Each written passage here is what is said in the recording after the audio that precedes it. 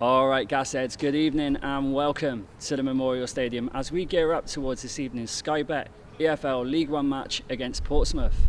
Matchday at the Mem is our pre-match show where we catch up ahead of every home league game, helping you to get closer to the action and feel part of the matchday experience during these very different times that we're living in.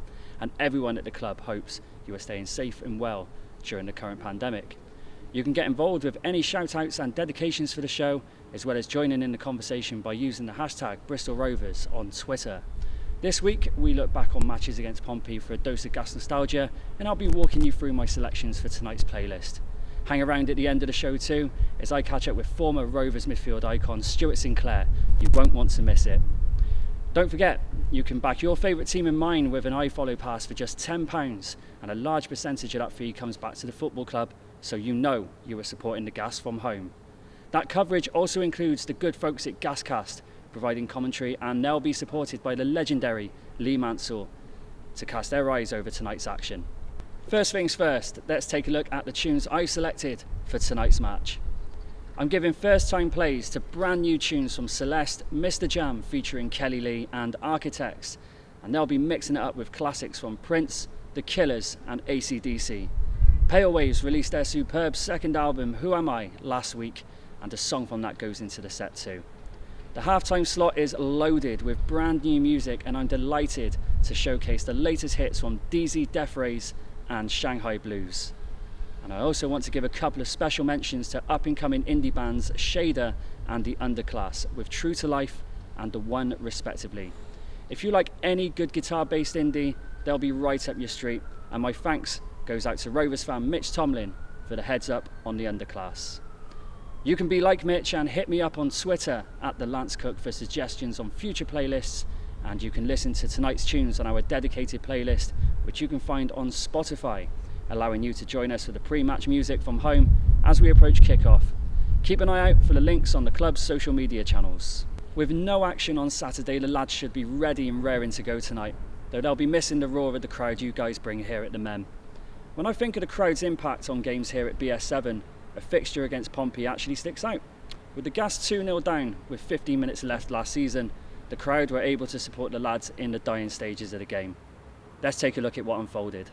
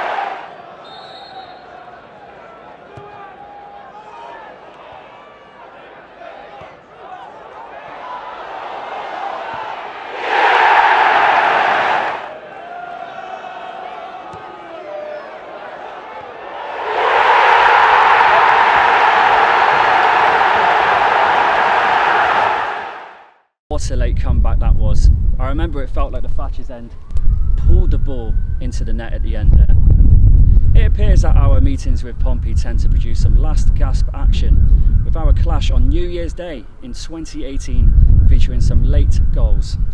Let's recap how that one went.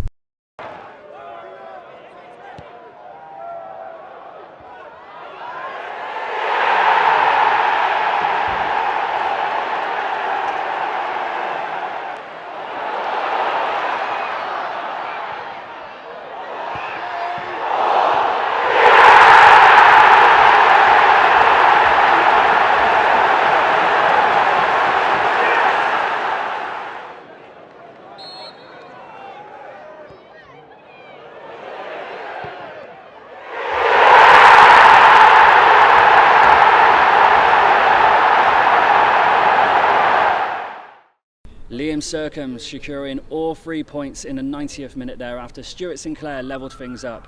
I managed to catch up with Sinks this week to talk through his memories from that particular game. Let's hear what he had to say.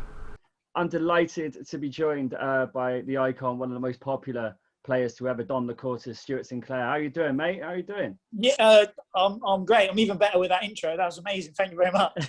Anytime. It's great to catch up with you. Stu, we're looking back to New Year's Day 2018 when Rovers took on Portsmouth at the Mem. In matches with Portsmouth, they always brought a big crowd. Like Portsmouth would always bring a load. We'd obviously fill the Mem to the rafters. And with it being over the festive period, it's always busier during those times. Yeah, it's even better, isn't it? Yeah. Yeah, big old atmosphere. What would they like to play in? Amazing. Yeah, that's hard to explain, really. It's two huge clubs. It's New Year's Day. It's like what you dream of as a child, isn't it? Do you know what I mean? That's the whole. Well, that's what. Yeah, why you play football. So it was just those games. You look back on them and just think, wow, I was so fortunate just to be involved in that, and for it to unfold the way it did as well. It's just even more fortunate. But yeah, it's a massive privilege. It was always unbelievable to play at the Mem anyway. Do you know what I mean? But those games were always a little bit more spicy. So it's it's good. Yeah, very, very spicy atmosphere that day. And we went 1-0 down, sort of partway through the second half, and your goal in the 84th minute set the scene for what was going to be a big comeback. What are your memories of that goal in particular? I was just saying, I can remember I passed it to Ellis. I picked it up and I passed it to Ellis, and it was a little bit short. I was a bit disappointed, actually. I should have punched it and probably put him through on goal. He'd probably tell you that as well. And then he squared it across, didn't he? I think, and it went to Billy, and Billy shot. And then I just followed my run. I knew as soon as Billy picked it up, I knew he would shoot. So I knew if I carried on, there might be a chance of getting a rebound. So unfortunately, there was. So and then the rest is history. Then I think I run off crazy because I never know how to celebrate, and I don't really score goals. So, and the whole emotion of the game was awesome. I think it was a near sellout, wasn't it? It was packed. I can remember it was rammed. Yeah. So yeah, it was amazing. It was amazing. Yeah. That was going to be my next question. The celebration, terrific stuff, and an almighty slide in the corner just in front of the patches. So did you not plan that prior? It was brilliant. No, yeah, I don't think. No, I didn't plan it. I don't think because I didn't really score very often. But I think like you just get so excited that it just happens. You know what I mean? Yeah. And it's nice that it was the Thatcher's End because it's always awesome to score in front of the Thatcher's End. You know what I mean? So you're just quite close and you're kind of in amongst it, aren't you? So it was nice. Yeah. It was for sure. It was good. It's a great memory for sure. Great stuff. And yeah, if those scenes weren't wild enough at the equaliser, we go into the final minutes of the game. The dying embers. Liam Sercombe pops up with a last-minute winner after a layoff from a Lee Brown free kick. Obviously, you trained with the lads. Was that something that they always practiced in training? Was it something that was always in the plans? Yeah, I think as any, there are definitely things you practice. I can't remember if it was practice like that. It may have been. It may have been just that Serks was there, and we know Serks is good from long range. You know what I mean? So it's like one of them. If he's free, and it was probably a touch far out, if I can remember rightly. And yeah, he laid it off, and he just took a touch and hit it across goal, and it kind of like found its way there. It probably wasn't the cleanest strike, but it's one of the best goals that the men probably scored in terms of the whole atmosphere and how it was scored and what fashion as such. So it was definitely a great memory, and I think we all run off to the other corner of the Thatcher's End, wasn't it? And then it was all of us celebrating. So that, it was what a game! What a game to be involved in! What a game to just be there, to be honest. Yeah, absolutely wild scenes at the end. The 2-1 win. I think it was just over 10,000 at the Mem. Absolutely rocking. And thanks to your goal and thanks to Cirque's goal, it was the perfect start to 2018 for the Gas. Yeah, well, for me as well. And for you, yeah, of course. Yeah. Not a bad way to start. No, sure. Not bad at all. Yeah, good start to the year, yeah. For sure. But yeah, no, that's brilliant. thank you so much for taking the time to join us this evening, and all the best for the rest of the season ahead. Absolutely great to speak to Sinks, currently doing his thing in League 2 for Walsall, and our thanks go out to him for taking the time to join us this evening. I have some shout outs from you guys, and I'll kick things off by wishing Andy over at Rose Coloured Records a happy birthday for last Saturday. Have a good one, pal. Joe Kennington would like to wish his dad David a happy birthday. He turned 52 last week. Alan Long would like to wish Rebecca Doige a happy birthday.